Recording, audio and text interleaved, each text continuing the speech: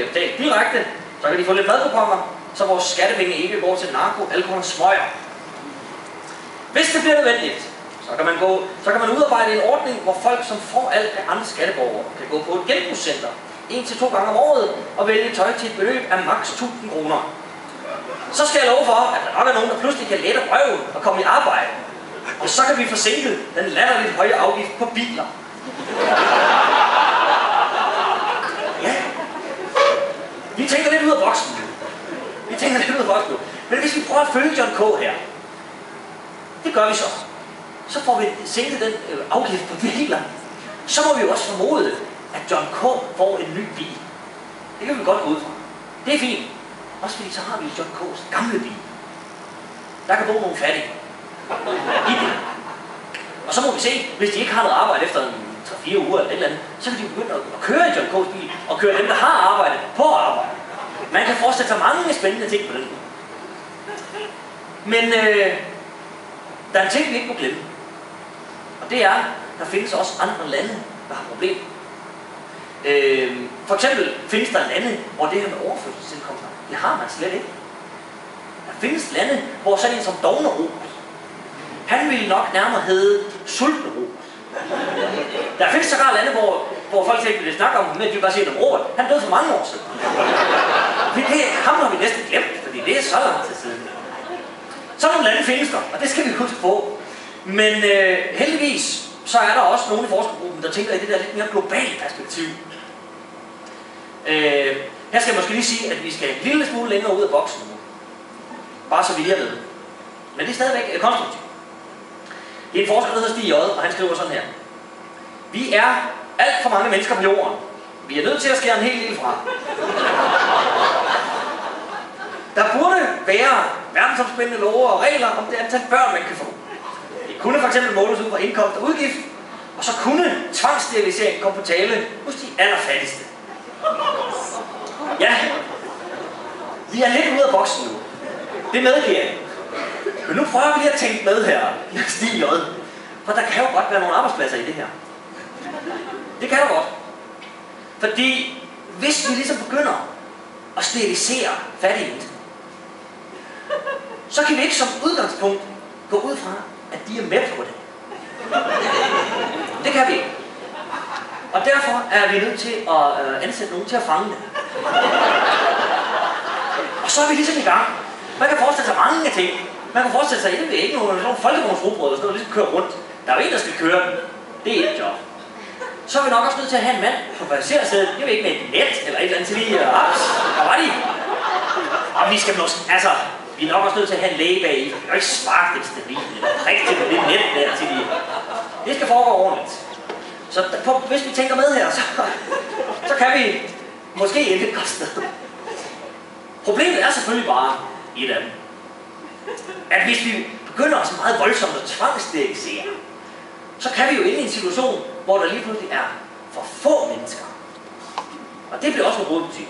Og derfor skal vi have en lidt mere, fleksibel løsning på det her problem. Den er måske her. Her skal jeg måske lige sige, at her skal vi så langt ud af boksen. Det kan være en lille smule svært egentlig at se boksen. Her skal man virkelig lige knive øjnene sammen for lige at skimte den. Det kan være svært at se. Men vi prøver. En forsker, der hedder Nikolaj B., og han skriver sådan her. Den er roværker. Godt, lyder sådan her. Om jeg fatter, hvordan kænguruer kan finde ud af at sætte en graviditet i bero og eventuelt abortere, hvis der er mangel på føde og vand, når nu afrikanere ikke kan finde ud af det. Ja! Det er voldsomt. Vi er et stykke ud af boksen her, hvis vi skal til at overbevise fattige mennesker om, at de skal prøve, hvis der ikke er mad, at lukke ned på en eller anden måde. Og så ved jeg ikke rigtig, skal vi så genstarte, når der er mad igen, eller man reboot, et eller andet, jeg ved ikke. Jeg har ikke helt tænkt igennem, det er jeg heller ikke tænkt på, at Nikolaj B. har. Men lad mig det. Det beviser bare, at det er voldsomt det her, og det er svært, det her med næstekærlighed. Det er meget svært, fordi man kan pludselig, i sådan en sag her, hvis man pludselig begynder at snakke om afrikanere også, man kan blive i tvivl om, hvem er min næste? Hvem er min næste? Det kan være svært at finde ud af det. Især, altså, er det ham lige ved siden af mig, eller er det 2 hak henne, eller er det helt nede i Afrika? Og jeg kan godt forstå, at man bliver forvirret, hvis det er så langt væk som Afrika. Så der er helt sikkert nogen, der tænker, jamen Afrika, det er da ikke min næste. Hvis der er noget sådan, der er min sidste. Der er jo simpelthen så langt ned. Jeg kan ikke se nogen af dem, jeg ved ikke, hvad jeg skal gøre. Det er meget svært at finde ud af det her.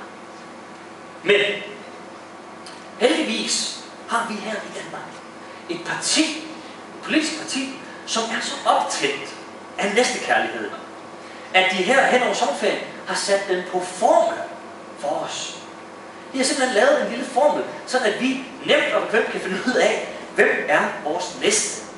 Selvfølgelig også derved, hvem er ikke vores næste. Men først og fremmest selvfølgelig, hvem er vores næste? Og de har faktisk også lige fået en ny formand. Nu kan I lige se. Han ser sådan der ud. Han hedder Kristian Thulesen Dahl, og han er altså formand for Dansk Folkeparti.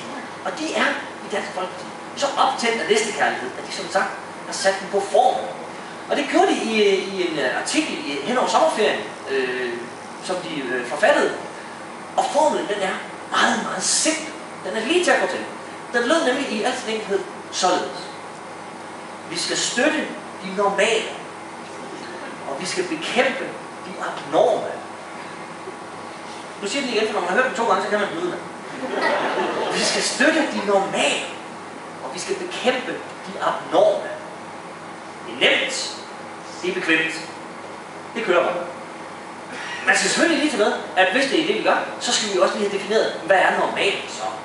Det er klart. Der tror jeg godt, vi kan blive enige om, lynhurtigt, det ser vi på. Det er der.